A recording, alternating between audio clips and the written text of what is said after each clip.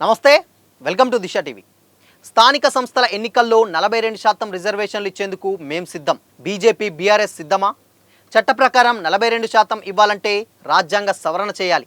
కానీ మేం రాజకీయంగా స్థానిక సంస్థల్లో 42% సీట్లు ఇస్తాం. దీనిపై మా పీసీసీ చీఫ్ మహేష్ కుమార్ గౌడ్ దగ్గర మాట తీసుకున్నా. ఆ మేరకు సీట్లు కేటాయించాలని కోరినా. మీకు చిత్తశుద్ధి ఉంటే ముందుకు రండి అని ముఖ్యమంత్రి రేవంత్ రెడ్డి బీజేపీ బీఆర్ఎస్కు సవాల్ విసిరారు. మంగళవారం అసెంబ్లీలో కులగణన నివేదికను సీఎం ప్రవేశపెట్టారు.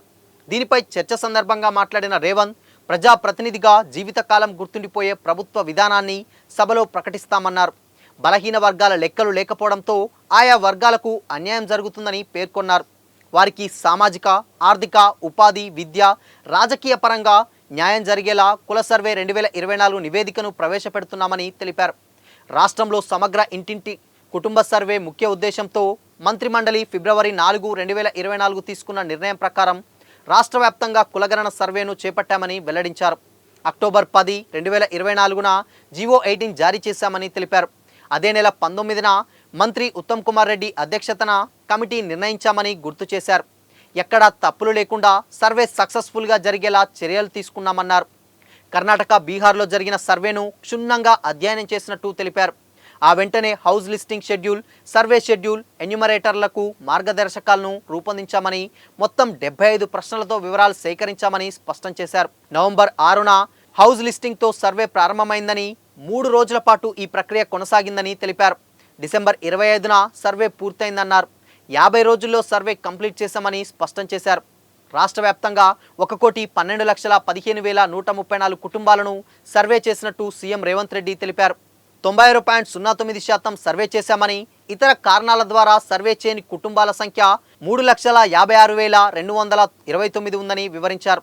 సర్వే చేయని కుటుంబాలు ఎక్కువగా జీహెచ్ఎంసీ, ఇతర నగరాలలో ఉన్నాయన్నారు. డేటా ఎంట్రీకి 36 రోజుల సమయం పట్టిందని తెలియజేశారు. సంవత్సరంలోపే సర్వే విజయవంతంగా పూర్తయిందన్నారు. ఫిబ్రవరి 4, 2024న నిర్ణయం తీసుకున్నామని, ఫిబ్రవరి 4, 2025న నివేదికను సభ ముందుకు తీసుకొచ్చామని స్పష్టం చేశారు.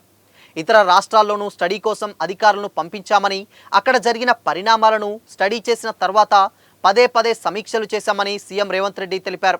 రాష్ట్రంలో కులగణన కోసం అధికారులకు పకడ్బందీగా సూచనలు చేసి ప్రణాళికతో చేపట్టామన్నారు. అందుకే ముందుగా ఇండ్ల వివరాలు సేకరించామని, వాటికి స్టిక్కరింగ్ చేశామని తెలియజేశారు. ప్రతి 150 ఇండ్లకు ఒక బ్లాక్ కింద గుర్తించి మార్కింగ్ చేసినట్టు వివరించారు. 150 ఇండ్లకు ఒక్కో ఎన్యూమరేటర్ను నియమించి సర్వే చేయించినట్లు తెలిపారు. రోజుకు 10కి మించి ఇండ్లను సర్వే చేయకుండా ఆదేశాలిచ్చామన్నారు. ప్రతి ఇంటికి ఎన్యూమరేటర్లు వెళ్లి అందరి వివరాలను సేకరించారని, కుటుంబ యజమాని సంతకం తీసుకున్నారని తెలిపారు.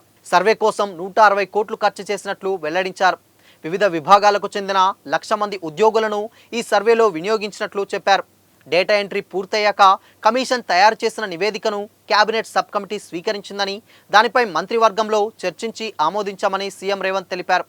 అసెంబ్లీలో చట్టబద్ధంగా ప్రవేశపెట్టామని, ఈ నివేదిక ఆధారంగా ప్రభుత్వం అన్నింటినీ అమలు చేయబోతుందని స్పష్టం చేశారు. 56% పైగా ఉన్న బీసీలందరికీ సముచిత స్థానం, గౌరవం కల్పించేందుకు ప్రభుత్వం ముందుకొచ్చిందని, దేశానికి ఆదర్శంగా తీర్చిదిద్దామన్న ప్రభుత్వాన్ని రాజకీయాలకు అతీతంగా అభినందించాలని సూచించారు.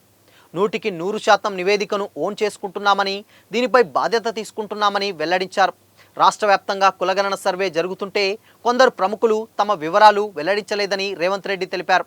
కేసీఆర్, కేటీఆర్, హరీష్ రావు, పద్మారావు, పల్లా రాజేశ్వరరెడ్డి, పోచంపల్లి శ్రీనివాసరెడ్డి, డీకే అరుణ సర్వేల్లో పాల్గొనలేదని అసెంబ్లీ వేదికగా పేర్లు ప్రకటించారు. భూముల వివరాలు చెప్పేందుకు వారు భయపడ్డారని, సమాచారం ఇవ్వకుండా తప్పించుకున్నారని విమర్శించారు. ఇప్పటికైనా వీరు తమ వివరాలు అందించాలని కోరారు.